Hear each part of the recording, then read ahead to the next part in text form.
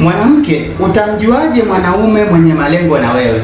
Wanawake wengi sana wamekuwa wakilalamika ya kwamba nimekaa na huyu mwanaume kwenye mahusiano kwa muda mrefu, halafu ghafla tu akaja kuniacha au akaoa mwanamke mwingine. Hiyo yote ni kwamba ulikuwa kwenye mahusiano bila ya kutambua kwamba huyu mwanaume ana malengo na mimi ama la. Sasa unapoona mwanaume anakufanyia hivi vitu, ujue huyo mwanaume ana malengo na wewe ya kwenda kwenye ndoa. Jambo la kwanza, atakuwa huru na wewe.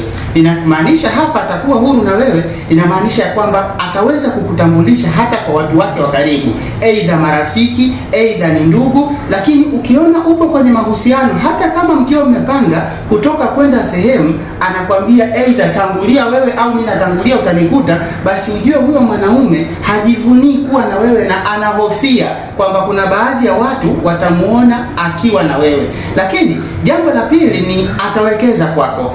Hapa ninamaanisha si fedha tu, maanake wanawake wengi wanafahamu kwamba mwanaume ambaye anampenda ni aidha anaweza akawekeza kwenye upande wa fedha. Hapana, hapa namaanisha kwamba anaweza akawa anawekeza kwako kwa lengo la kukupa mawazo mbalimbali ya vitu vya kuanza kuvifanya, aidha mchango unapomfikishia mambo yako anakushauri vitu mbalimbali vya kuweza kuvifanya, basi ujue huyo mwanaume ana malengo makubwa sana na wewe. Ukiona mwanaume uliye naye jambo pekee ambalo mnalijadili ni tendo la ndoa au mnajadili furaha tu wakati wa tendo la ndoa, hakuna kingine chochote, basi ujue hapo hamna future wewe na yeye. Mnachokifanya ni enjoyment tu kwa wakati huo. Lakini jambo la tatu ni atakuwa muwazi kwako. Naposema atakuwa muwazi kwako, maana yake ni kwamba ataweza kukushirikisha baadhi ya vitu ambavyo aidha anavifanya au amepanga kuvifanya, halafu atakuomba pia aidha na wewe pia uweze kumshirikisha mambo yake ili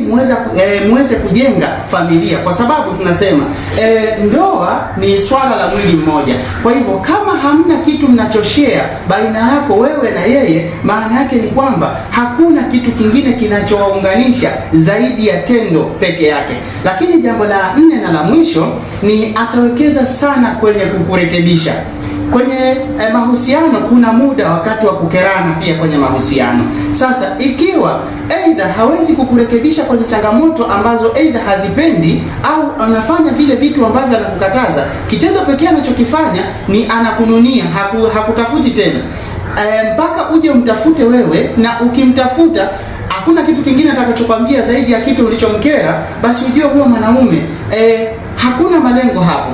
Maana kuna kipindi aidha unaweza kuwa anafanya vitu ambavyo mwanaume havipendi, anaweza akawa anakwambia aidha mavazi, baadhi ya marafiki, muda wa kuchelewa kurudi. Basi ukiona mwanaume anakuelekeza kistaarabu kabisa, jambo hili na hili silipendi, basi ujue anataka kujenga mkewe kwenye zile tabia ambazo anazipenda. Lakini ikiwa umemkosea kanuna, unakuja kumtafuta amekausha na anakwambia tu kabisa kwamba hebu njoo nilimisi tendo, basi ujue hapo kuna shaka kwenye hayo mahusiano. Au unapomkosea halafu anakuja kwa kasi na kujibu tu kwamba mbona wewe unafanya upumbavu huu na mimi siongei, maana yake ni kwamba anakuacha na zile tabia zako mbaya, akiamini furaha ya leo tu peke yake. Kwa hivyo hebu zingatia hivi vitu kwako mwanamke. Kama mwanaume anakupenda kwa dhati na ana malengo na wewe, basi ni lazima abezi kwenye haya mambo.